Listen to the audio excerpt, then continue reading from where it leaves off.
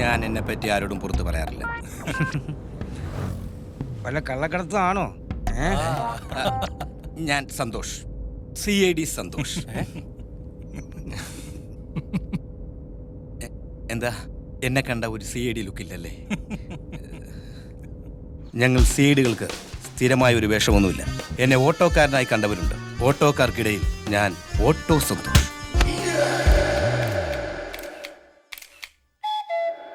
ചിലയിടങ്ങളിൽ എന്നെ ഡോക്ടറായി കണ്ടവരുമുണ്ട്. ഡോക്ടർമാർക്കിടയിൽ ഞാൻ ഡോക്ടർ സന്തോഷ്. അതോ ലോകങ്ങൾക്കിടയിൽ ഞാൻ ഡോണായി നിൽക്കും. അപ്പോ ഞാൻ ഡോൺ സന്തോഷ്.